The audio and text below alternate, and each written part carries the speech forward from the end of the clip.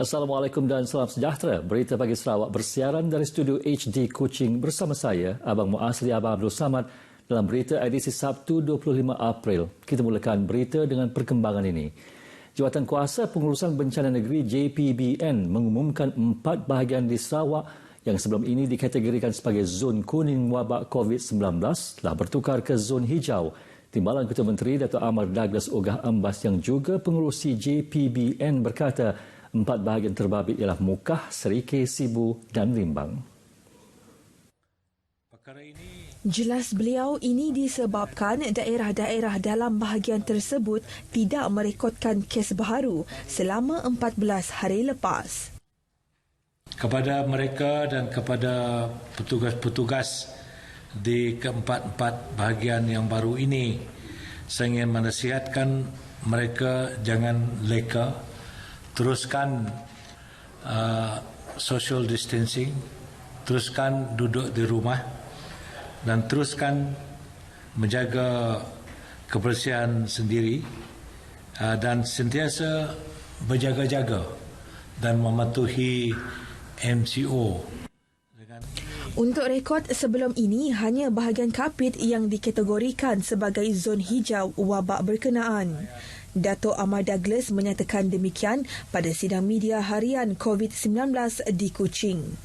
Semalam, Sarawak merekodkan 9 kes positif COVID-19 baharu menjadikan jumlah keseluruhan sebanyak 468 kes setakat ini.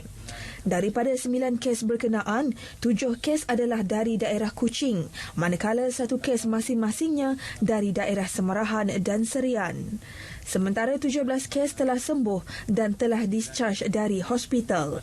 Daripada jumlah tersebut, 12 kes ialah dari daerah Kuching, 4 daerah Semarahan dan 1 dari daerah Betong. Dalam pada itu, bilangan pesakit dalam siasatan PUI mencatat penurunan kepada 147 berbanding 257 kes pada Khamis. Pada sidang media sama, Timbalan Ketua Menteri Dato' Amar Douglas Ogah Ambas berkata kes positif COVID-19 membabitkan 50 orang petugas kesihatan ke Kuching bukan disebabkan oleh pengendalian kes yang disahkan positif wabak berkenaan di Hospital Umum Sarawak. Jelas beliau daripada jumlah tersebut, 20 orang daripadanya merupakan sebahagian kluster persidangan gereja di Kuching, manakala bagi 30 orang adalah melibatkan kluster-kluster kecil.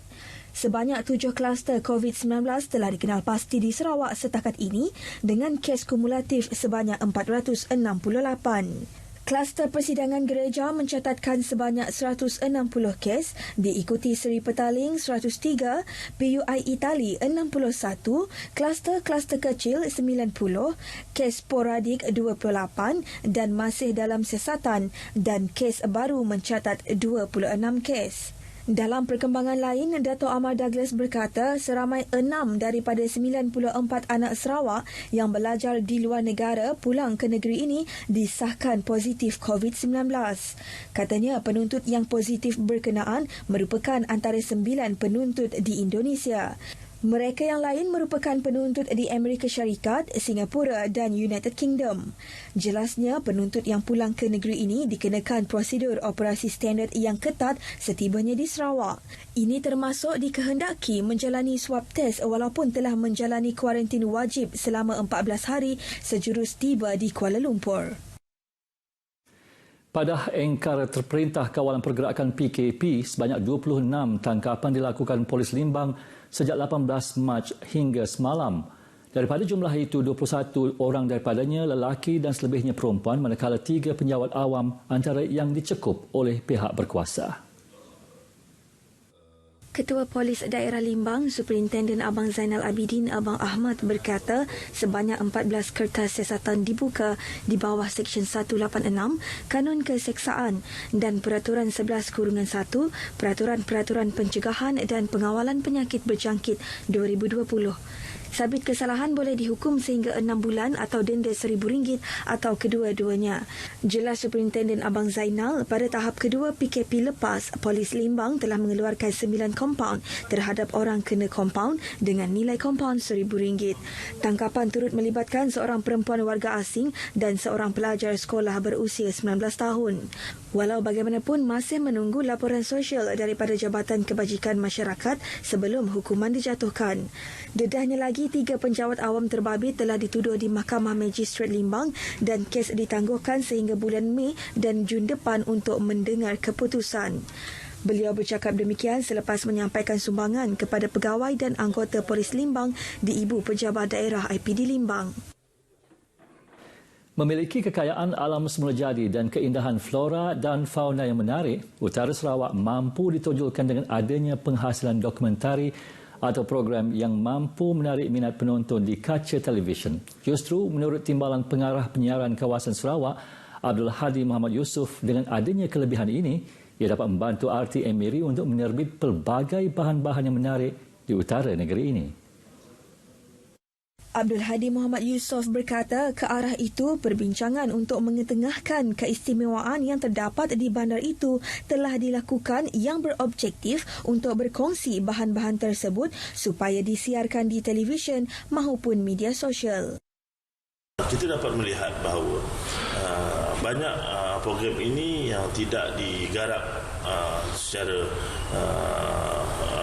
khusus, dan mungkin kita akan terus mengadakan dokumentari, menerbitkan dokumentari, dan kita lihat bahawa antara tarikan pelancongan misalnya di Miri ini kita ada gunung, kita ada Gua Niah, kita ada Lambe, kita ada Mulu, dan ini adalah tarikan yang kuat dan utama dalam industri pelancongan. Abdul Hadi berkata demikian selepas sesi temu ramah radio menerusi perkhidmatan Melayu Miri FM dalam program 912 di RTM Miri. Beliau menambah dengan pertambahan saluran seperti TV OK dan siaran digital My Freeview, maka dunia penyiaran hari ini telah berubah dan tidak lagi pada platform radio tetapi juga kepada program-program di televisyen. Sehubungan itu, RTM Miri perlu mengembangkan bakat dengan mengambil peluang tersebut menerbitkan dokumentari untuk mempelbagaikan lagi program di saluran RTM.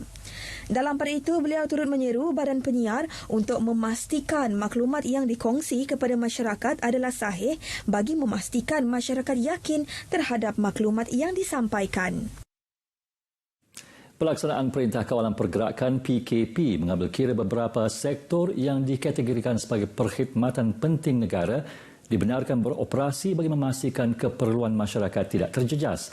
Terdapat 22 perkhidmatan penting boleh beroperasi yang diumumkan Majlis Keselamatan Negara dan ia termasuklah perkhidmatan pos dan kurier.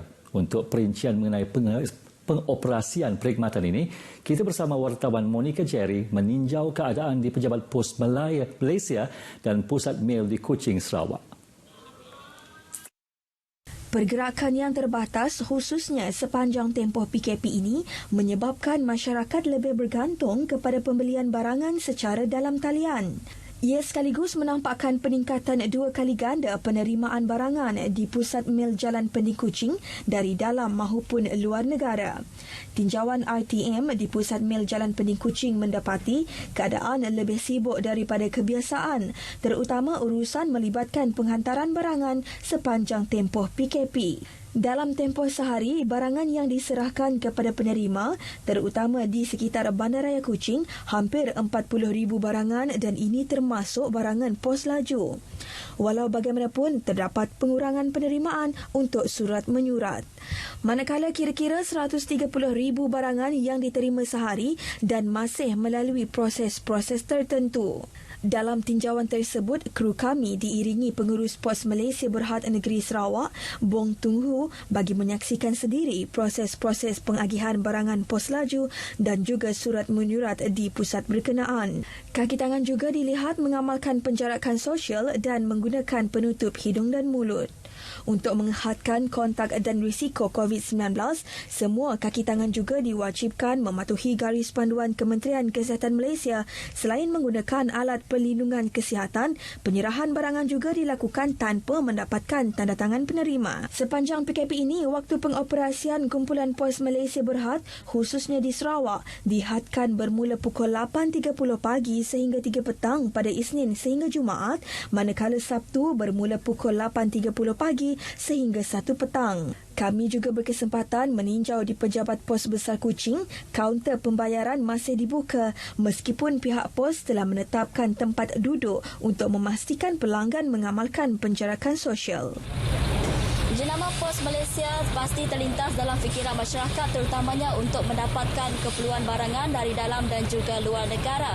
Untuk itu, Pos Malaysia Berhad terus komited untuk memastikan kesalin hubungan negara dan juga akses barangan penting dapat berjalan dengan lancar dan juga seperti biasa. Bagi masyarakat yang menunggu penghantaran barangan ke rumah, sila bersabar kerana dijangkakan sedikit kelewatan mendapatkan barangan tersebut dan tidak perlu untuk mendapatkan barangan itu terus ke pejabat pos yang terdekat. Untuk mengekang penularan wabak COVID-19, duduk di rumah dan jangan keluar. Sekian, Monica Gary, RTM. Sarawak Energy Berhad SEB terus fokus dalam memberi perkhidmatan terbaik kepada pelanggannya di negeri ini walaupun berhadapan dengan ketidaktentuan ekonomi negara berikutan penularan wabak COVID-19. Menerusi kenyataan Ketua Pegawai Eksekutif Kumpulan SEB, Datuk Syarbini Suhaili memberitahu kesan terhadap tahap penggunaan tenaga berikutan pelaksanaan Perintah Kawalan Pergerakan PKP sejak 18 Mac lalu berada pada tahap memberangsangkan. Jelasnya, Sarawak menyaksikan sedikit penurunan dari segi penggunaan tenaga iaitu sebanyak 3,458 megawatt setakat ini berbanding 3,664 megawatt sebelum pelaksanaan PKP. Walaupun perkara tersebut memberi kesan terhadap perniagaan serta hasil pendapatan SEB, namun ia masih berada pada tahap yang terkawal.